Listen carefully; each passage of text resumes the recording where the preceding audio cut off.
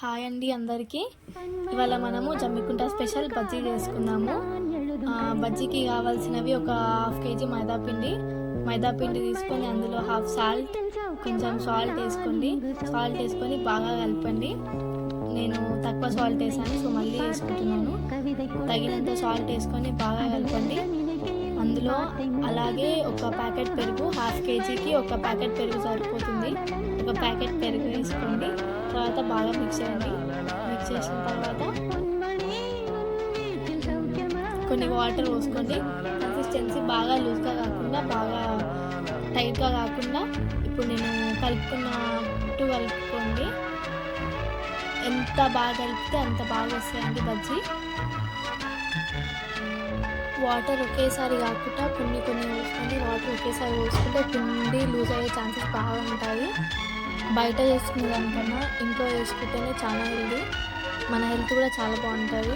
బయట ఎక్కువ ప్రిఫర్ చేయకండి, ఇంట్లోనే ప్రిఫర్ చేయండి, ఇంట్లోనే చేసుకోండి. బయట చేసుకునే వాటికన్నా ఇంట్లో ఇంకా బాగుంటుంది. మైదా పిండిలో కొంచెం రవ్వ వేసుకోండి. రవ్వ వేసుకుంటే ఇంకా బాగుంటుంది, ఇంకా బాగా వస్తాయండి బజ్జీలు. రవ్వ కూడా మస్ట్ అండ్ షుడ్ ప్రిఫర్ చేయండి, వేసుకోండి.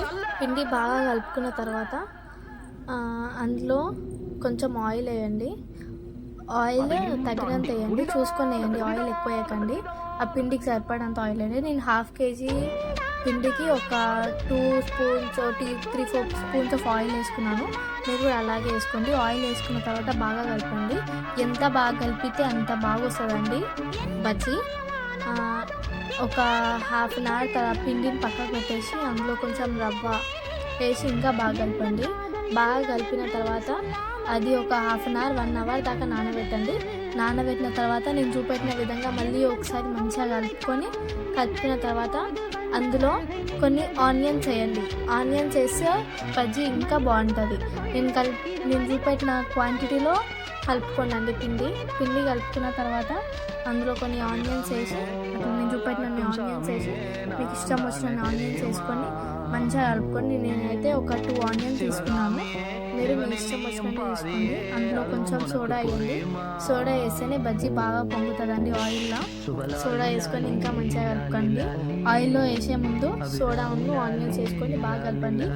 పిండి అయితే ఒక హాఫ్ అన్ అవర్ పక్కా నానాలండి. నానిన తర్వాత ఇట్లా బజ్జీలు వేస్తే, నేను వేసిన విధంగా వేస్తే అట్లా పొంగుతాయి. ఆయిల్లో మంచిగా వస్తాయండి బజ్జీలు, మంచిగా పొంగుతాయి. మనం బజ్జీ చేసి ఆయిల్లో ఇలా పొంగుతూనే బజ్జీ పర్ఫెక్ట్గా వచ్చినట్టు అండి, పిండి పర్ఫెక్ట్గా ఉన్నట్టు. లేకుంటే బజ్జీలు గట్టిగా రాళ్ళలేక వస్తాయండి. ఈ విధంగా పొంగాలి. ఆయిల్లో వేసినప్పుడు మంచిగా అవి కాల్చుకోవాలండి. కాల్చుకున్న తర్వాత గోల్డెన్ బ్రౌనిష్ కలర్ వచ్చినాక తీసి ప్లేట్లో సర్వ్ చేసుకోవాలండి. అయిపోయినాక ఇలా ఉంటాయండి బజ్జీలు. చాలా బాగుంటాయండి, చాలా టేస్టీగా చాలా బాగుంటాయి. హెల్త్కి కూడా చాలా మంచిది. బయట వాటికన్నా ఇంట్లోవే ప్రిఫర్ చేయండి, ఇంట్లోవే తినండి, చాలా బాగుంటాయండి. లైక్ చేయండి, షేర్ చేయండి, సబ్స్క్రైబ్ చేయండి అండి. బజ్జీలు మాత్రం సూపర్, కేక హైలైట్.